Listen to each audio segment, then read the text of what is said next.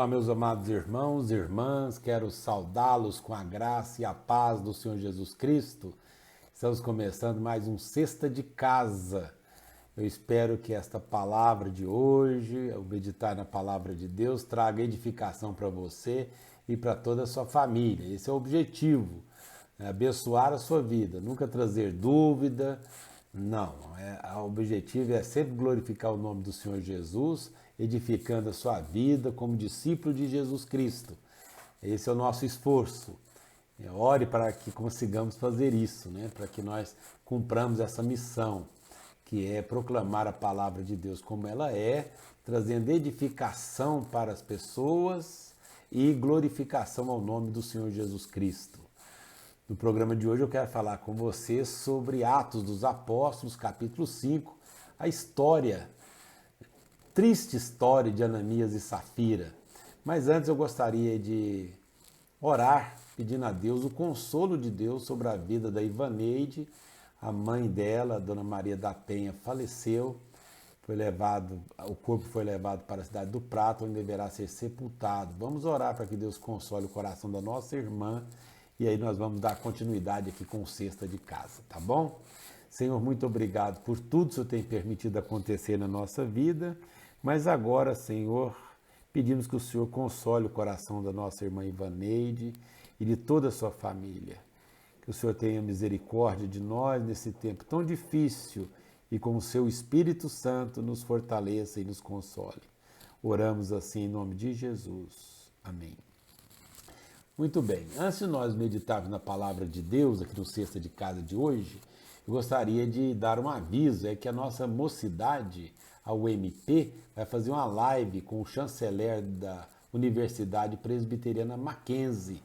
E ele mandou um vídeo para convidar as pessoas para essa live, que é realizada pela mocidade, mas para toda a igreja.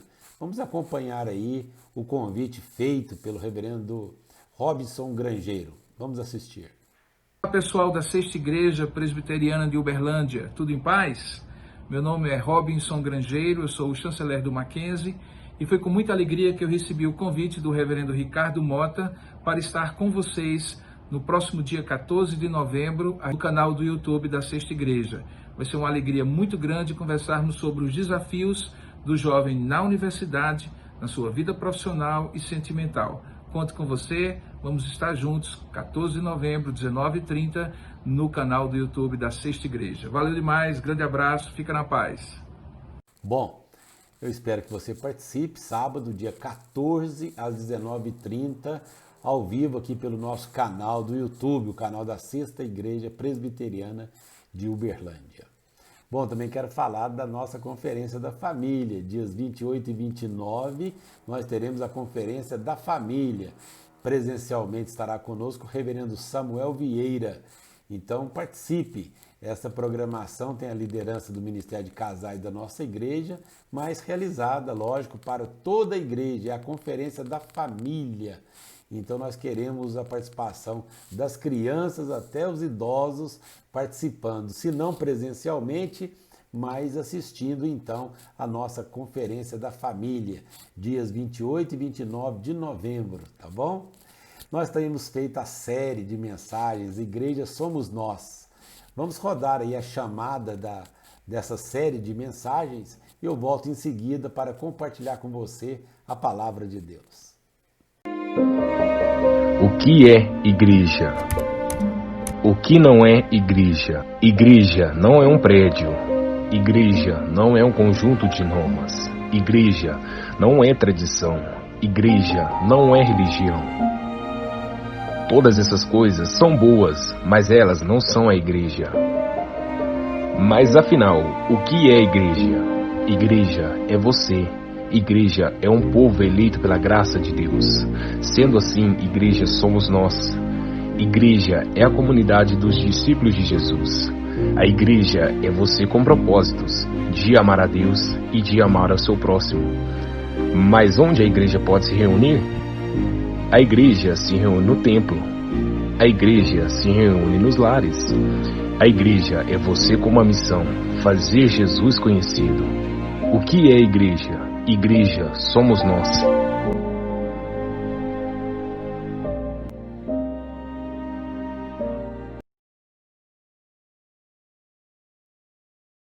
Muito bem, então vamos meditar na palavra de Deus em Atos capítulo 5, versículo 1 em diante, Atos dos Apóstolos. Eu tenho dito que Atos é o nosso álbum de família, né? Porque conta a história da igreja. Se não fosse Atos dos Apóstolos, nós não teríamos a história da igreja. Diz assim: entretanto, certo homem chamado Ananias, com sua mulher Safira, vendeu uma propriedade. Mas, em acordo com sua mulher, reteve parte do preço e, levando o restante, depositou aos pés dos apóstolos. Então disse Pedro: Ananias, por que encheu Satanás o teu coração para que mentisses ao Espírito Santo, reservando parte do valor do campo? Conservando-o, porventura, não seria teu? E vendido, não estaria no teu poder? Como, pois, assentaste no coração esse desígnio? Não mentiste aos homens, mas a Deus. Ouvindo essas palavras, Ananias caiu e expirou, sobrevindo grande temor a todos os ouvintes. Levantando-se os moços, cobriram-lhe o corpo e, levando-o, o sepultaram. Quase 3 horas depois entrou a mulher de Ananias, não sabendo o que ocorrera. Então Pedro, dirigindo-se a ela, perguntou-lhe: dize-me, vendeste, portanto, aquela terra? Ela respondeu: sim, portanto. Tornou-lhe Pedro: por que entraste em acordo para tentar o Espírito do Senhor? Eis aí à porta os pés dos que sepultaram teu marido, e eles também te levarão. No mesmo instante caiu ela aos pés de Pedro e expirou. Entrando os moços, acharam-na morta e, levando-a, sepultaram-na junto do marido.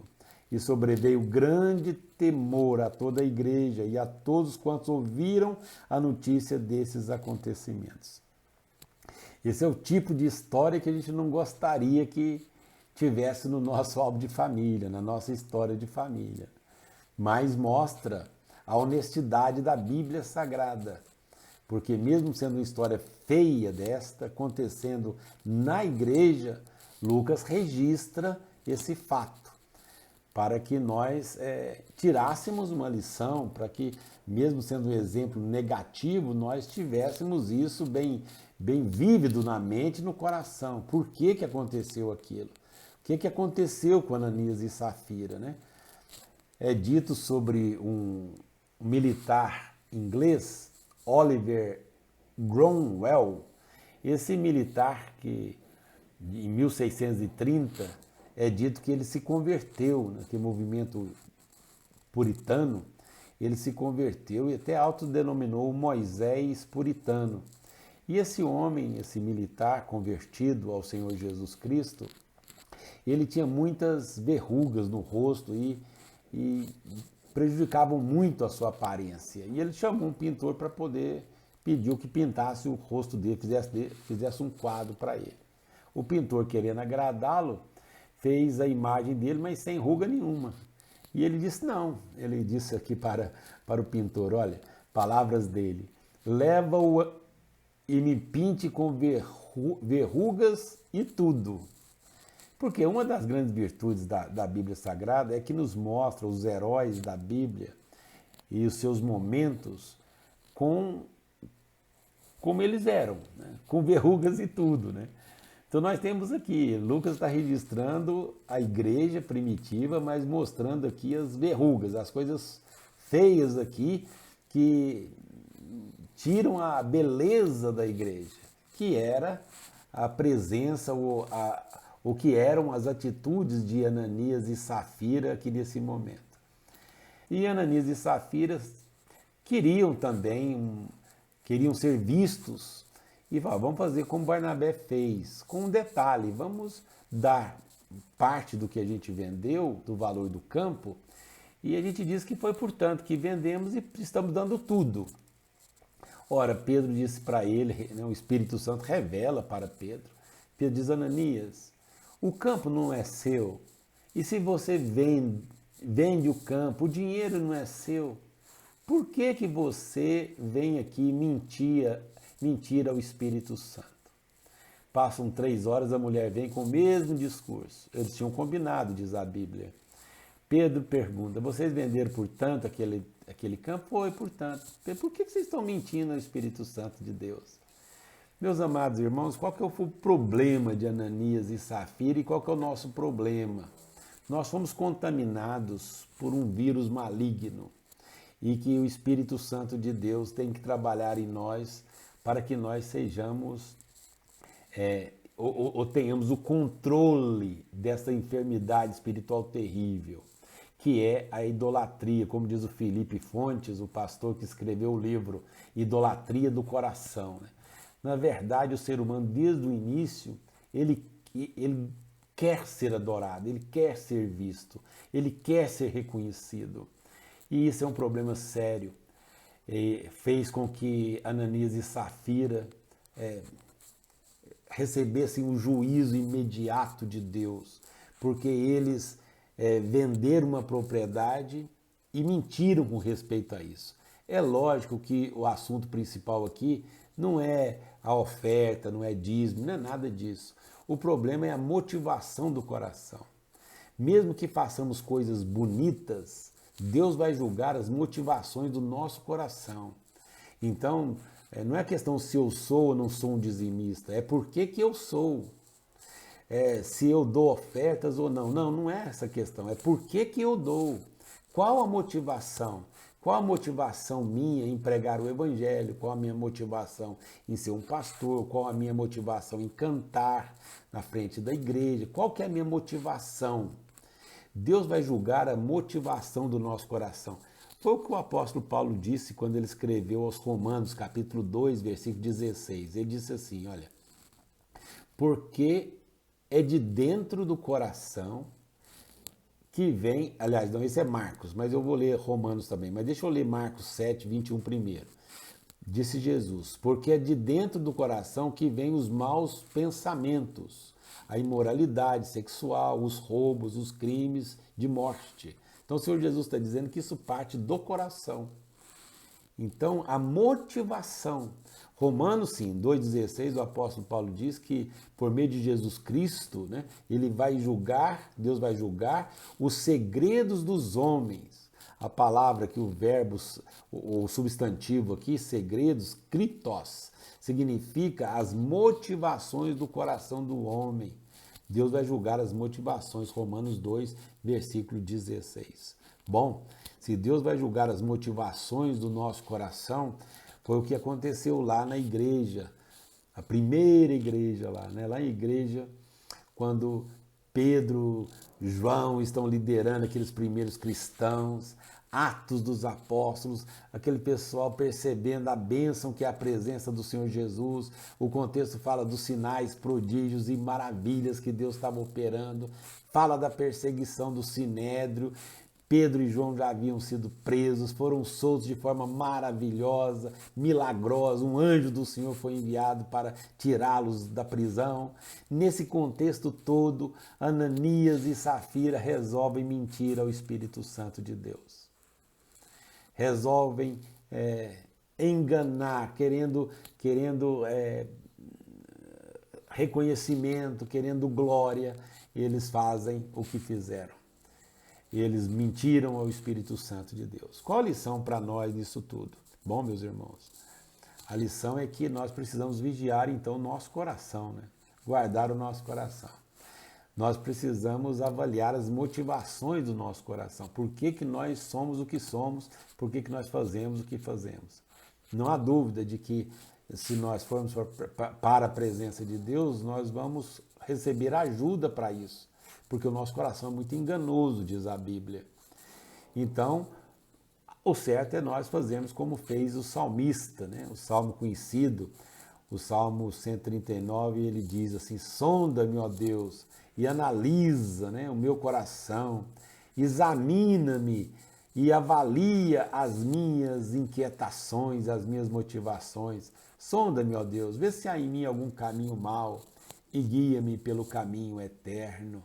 Nós precisamos pedir a Deus que examine o nosso coração, que tenha misericórdia de nós, que nos ajude para que nós não nos enganemos a nós mesmos, para que nós não tentemos enganar as pessoas, porque Deus nós nunca vamos enganar.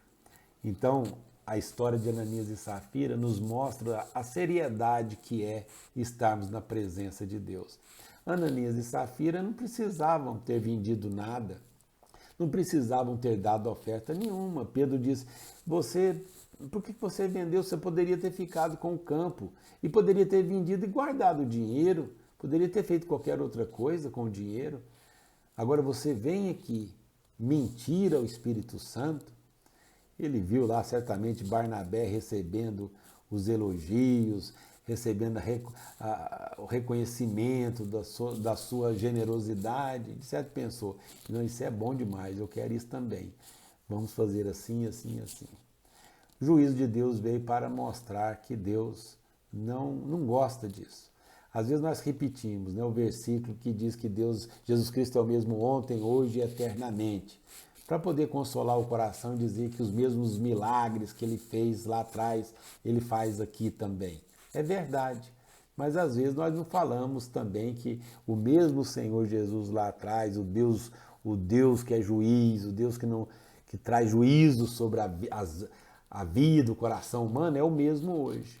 Então, isso aconteceu lá atrás na igreja primitiva. Alguém fala assim, mas será que isso aconteceria hoje? Pode ser que não aconteça exatamente igual, mas Deus continua trazendo juízo sobre nós, porque Deus é um Deus de justiça.